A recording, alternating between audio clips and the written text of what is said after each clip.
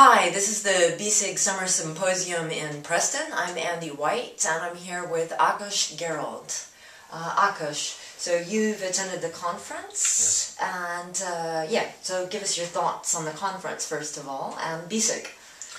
Well, the first BSIG event that I ever participated in was last year in 2010 in Bielefeld, and that was a huge success. I enjoyed it tremendously. So then and there I decided that I would like to attend any BSIG event in the future, and this was the next one, of course. So it was really a no-brainer. I'm going to Dubrovnik as well in November.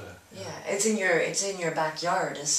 You're in Serbia, right? Yeah, that's right. I teach and live and work in Novi Sad, Serbia, almost in my backyard. So a lot closer certainly than Preston. Yeah. Could you tell us a little bit about the business English teaching environment in Serbia? How are things there? Well, unfortunately, ESP, and within ESP, Business English isn't that big in Serbia. And what I find is that when I go to conferences, for example, we have ELTA, that's the English Language Teachers Association in Serbia.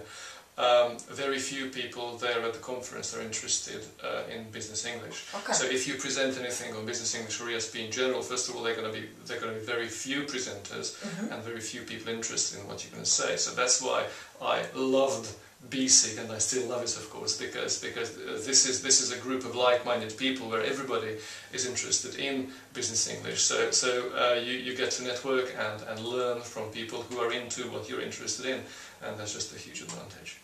Yeah. Do you think that's going to grow in Serbia?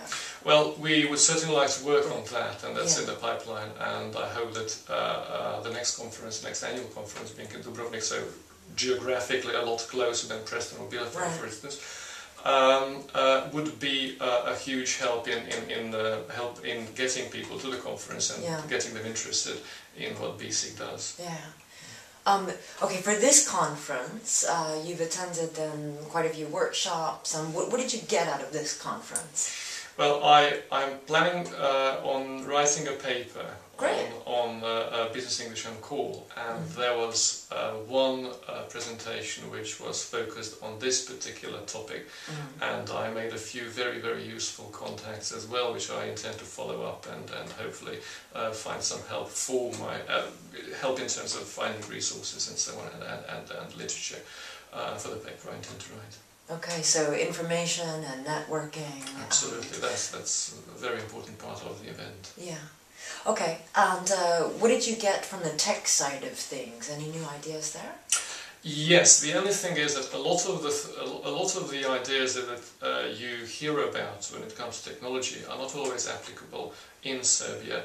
But interestingly enough, I also heard that the situation is very similar in other countries. For instance, Ian Badger was telling me about having difficulties using smartphones, for example, in Finland and also in Germany, because it wasn't only a question of standardization, so the same application being accessible to all the learners in the classroom, but simply the fact that a lot of the learners, a lot of the business people didn't use smartphones, or for instance were not allowed to use them in the classroom, was a problem to start with.